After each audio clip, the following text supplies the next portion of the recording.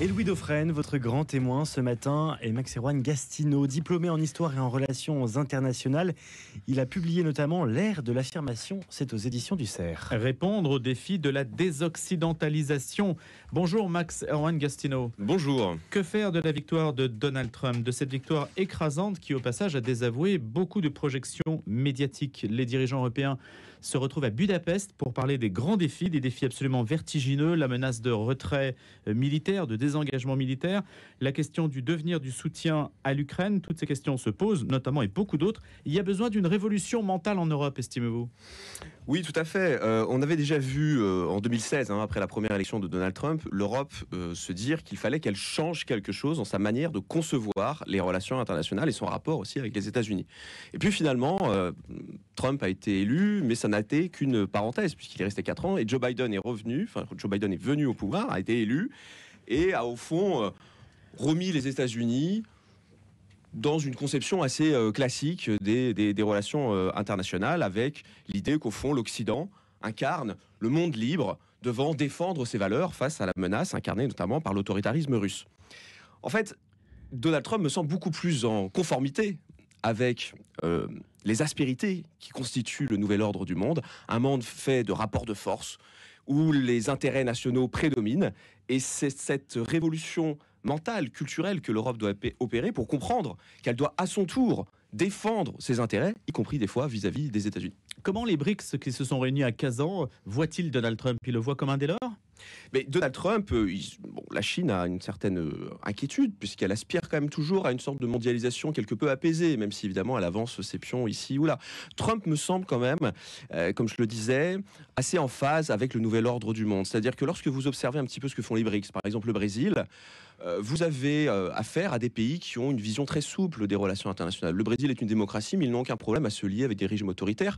Ils vont là où leur intérêt national les guide. Donald Trump fonctionne de la même façon, l'Inde fonctionne de la même façon. On parle en géopolitique de multi-alignement, de non-alignement actif, c'est-à-dire pour parler de tous ces pays qui ne veulent pas raisonner en termes de blocs idéologiques. Or, l'Europe, elle, continue de raisonner avec des concepts hérités de la guerre froide, l'idée qu'il y aurait un monde libre qui ferait face à un bloc des autoritaires. Le monde désoccidentalisé dans lequel nous vivons, ce n'est pas un monde fait de blocs, mais c'est un monde fait de nations qui défendent leurs intérêts nationaux. Comment l'Union européenne peut-elle évoluer, Max-Erwan Gastineau?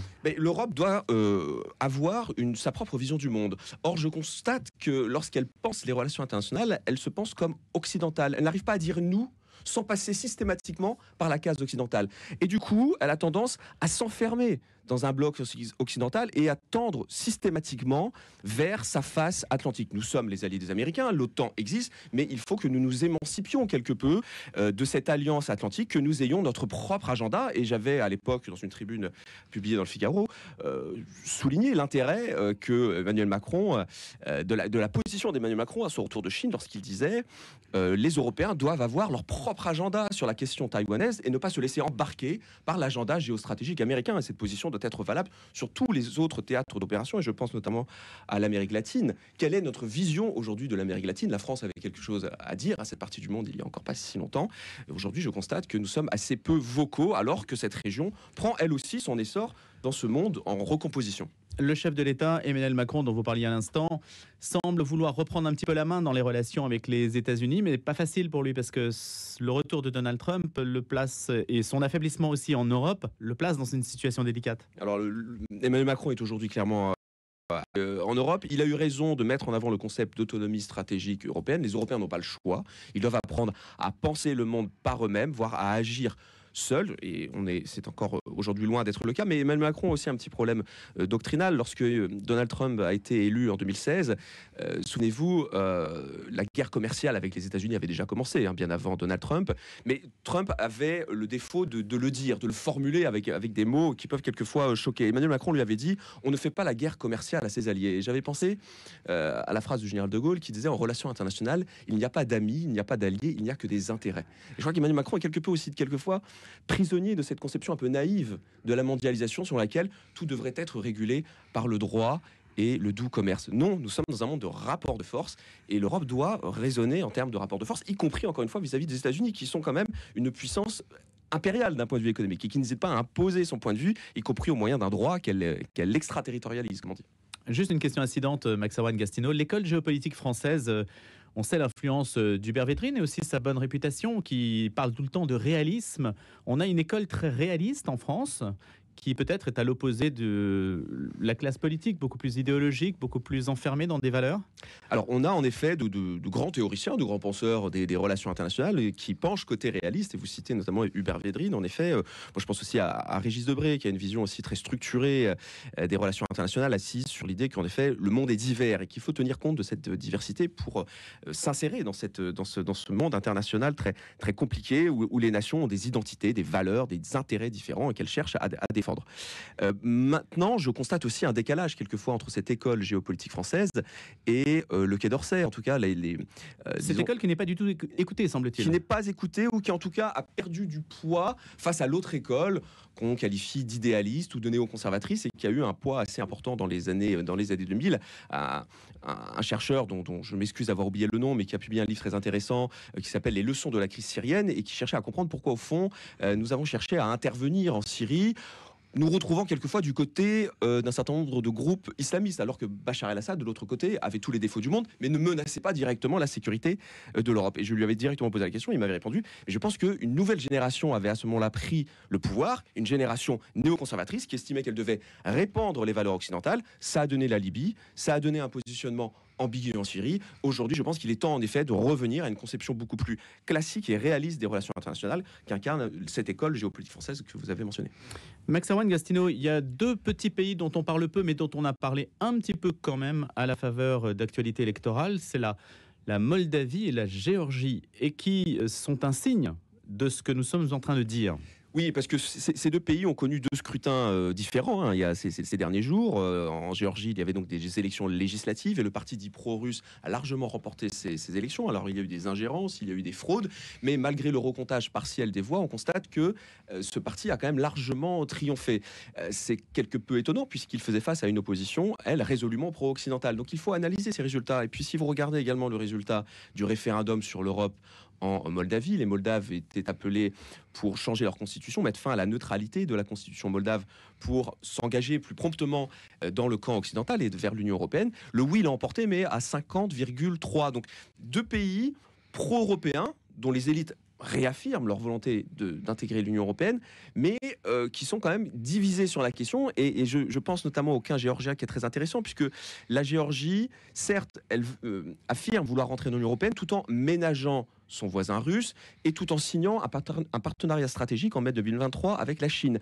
La Géorgie, à sa petite échelle, est l'expression justement de ces nouvelles petites ou moyennes puissances comme l'Inde, comme le Mexique, comme le Brésil, comme la Turquie, qui vont là où leur international les guide, qui peuvent donc se rapprocher du camp occidental le lundi et se rapprocher de la Chine ou de la Russie le mardi. Et cette vision très souple des relations internationales, Trump l'incarne, Viktor Orban l'incarne, il est en quelque sorte le modèle du pouvoir géorgien, donc en poste à Tbilissi depuis 2012. Et c'est intéressant de noter qu'aujourd'hui les Européens se réunissent à Budapest, donc chez donc Viktor Orban, qui témoigne d'une vision des relations internationales très différente de ce qu'on entend en effet la plupart du temps à Bruxelles. Parce que la Hongrie est la présidence tournante en ce moment de l'Union européenne.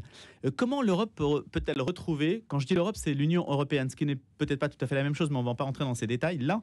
Comment l'Europe peut-elle retrouver son pouvoir, son attractivité, Max Erwan Gastineau? Et je crois que l'Europe incarne un modèle en effet spécifique, assis sur des valeurs libérales, un modèle démocratique. Mais le problème de ces démocraties et de nos sociétés libérales, c'est qu'elles sont profondément divisées et que nous faisons face à des problèmes que nous n'arrivons pas à résoudre.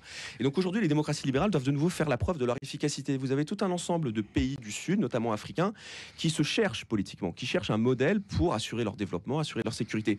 Et ils ont tendance aujourd'hui à plutôt se pencher vers la Chine, estimant que le modèle autoritaire chinois offre davantage de résultats en termes de puissance, en termes de développement, que le modèle européen. Donc c'est à l'Europe aujourd'hui de faire la preuve de son efficacité, et on voit qu'il y a tout un ensemble de dossiers, notamment le dossier économique, avec une crise de la compétitivité industrielle de l'Europe qui fait que l'Europe décroche, y compris vis-à-vis des États-Unis.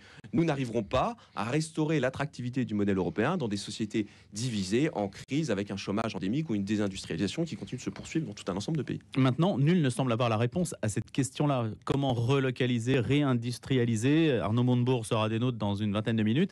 On lui posera justement la question, mais est-ce qu'il y a une mesure une mesure, j'allais dire, qui sort d'une pochette surprise en quelque sorte. Est-ce que même Donald Trump a la solution, lui qui avait parlé de réindustrialiser son propre pays? Mais le grand problème de l'Europe, c'est qu'elle est aussi divisée parce que les États n'ont pas tout à fait les mêmes intérêts. Regardez ce qu'a fait Joe Biden aux États-Unis. Il a mis en place une politique protectionniste, subventionnant aussi un certain nombre d'industries pour réindustrialiser son pays. La France est plutôt dans cette logique-là. La France dit que l'Europe doit se protéger, doit se doter d'un protectionnisme à l'échelle internationale. L'Allemagne, qui est plutôt, elle, favorable à davantage d'exportation, craint ce réflexe plutôt protectionniste français. Donc, en effet, il est difficile d'imaginer au niveau européen de prendre des mesures qui trancheraient le nœud gordien. Je pense qu'au niveau national, il faut aussi savoir ce que nous devons faire avec nos amis européens et ce que nous devons faire par nous-mêmes. Et là, il y a en France tout un ensemble de marges de manœuvre. Nos déboires économiques ne sont pas liés qu'à l'Europe, je ne vais rien vous apprendre. Aussi, il y a des conditions intérieures. Et là, nous avons encore la main pour réformer notre modèle social, pour créer un cadre aussi normatif beaucoup plus ouvert à la réindustrialisation. Nous avons ce réflexe français de surtransposer un certain nombre de normes européennes. J'en sais quelque chose dans mon domaine qui est l'énergie. C'est là où nous devons aussi travailler avant de voir ce que nous pouvons faire avec nos alliés européens. Il faut sortir justement du pacte européen de l'énergie. Mais alors, avec nos alliés européens, nous avons tout un ensemble de dossiers sur lesquels nous devons avancer. Donc, nous ne devons pas sortir de ce pacte, nous devons le retravailler. Mais je constate, et je parlais de division interne à l'Europe, que nous ne sommes pas d'accord avec l'Allemagne. Et que, par exemple, lorsque la France, tout récemment, propose d'avantager le nucléaire dans la production de l'hydrogène bas carbone, les Allemands disent non, parce que les Allemands sont contre le nucléaire. Et c'est là où les Européens doivent désormais aussi peut-être la jouer un peu plus collective lorsque l'on peut concilier des intérêts nationaux. On peut faire une Europe énergétique qui repose à la fois sur plus de nucléaire et sur d'autres ressources.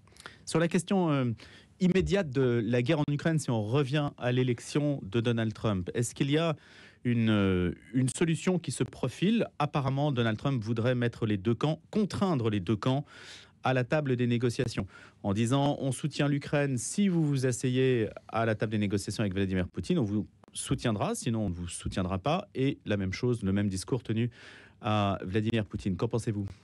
Mais Donald Trump a quand même tendance à faire ce qu'il dit.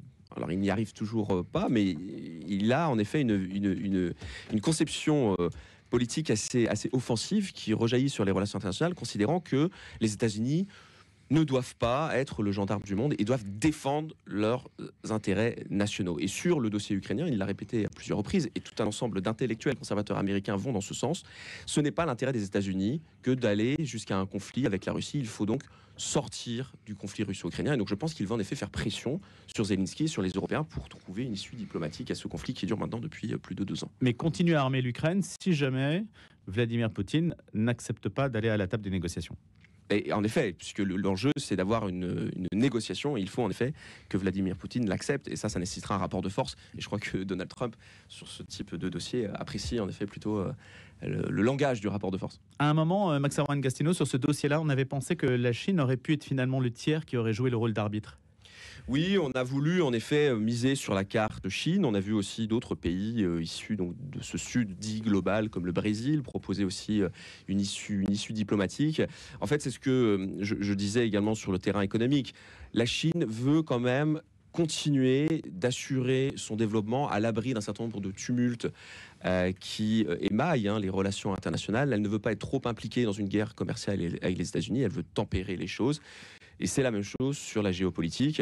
Elle tient à ses intérêts et elle veut aussi préserver son lien avec l'Union européenne, avec le marché européen, qui dans le cadre de la transition énergétique l'intéresse tout particulièrement. Mais est-ce que ça ne limite pas l'idée selon laquelle le monde se désoccidentalise? Mine de rien, ça reste encore les États-Unis qui mettent les gens ou qui essaient d'asseoir les gens à une table de négociation et pas les autres.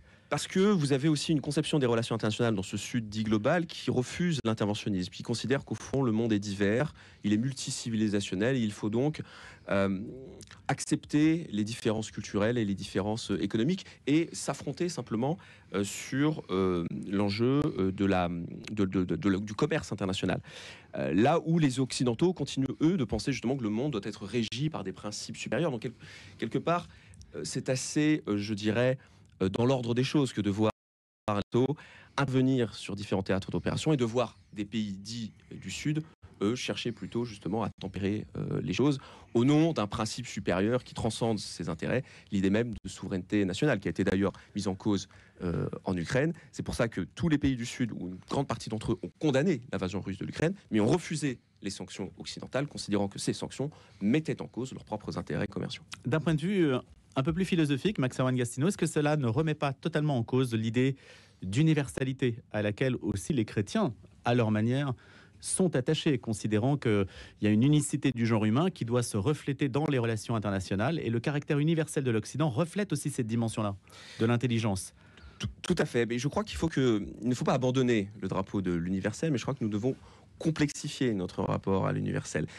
J'entendais Ronnie Broman qui disait, après tout, dans l'universel, nous ne devons pas simplement y inclure ce que nous faisons aujourd'hui, des valeurs libérales, assez typiquement occidentales. Nous devons ouvrir en quelque sorte ce panel de valeurs que l'on intègre à l'universel, et l'attachement au local, la famille, l'attachement à un certain nombre de traditions est aussi constitutif d'un besoin d'enracinement qui lui-même fait partie de notre commune humanité. Il y a un épisode simplement très rapidement très intéressant. En 1993, toutes les nations du monde se réunissaient à Vienne pour une première convention sur les droits de l'homme, la première convention après la guerre froide.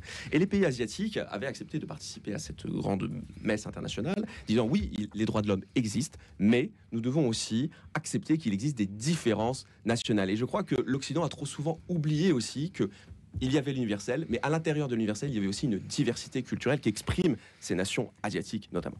Merci beaucoup Max Servan-Gastineau. Je rappelle que vous avez publié notamment L'ère de l'affirmation, répondre aux défis de la désoccidentalisation aux éditions du CERN, et que vous êtes diplômé en histoire et en relations internationales et que vous allez enseigner bientôt à l'Institut catholique de Paris. Merci et bonne journée.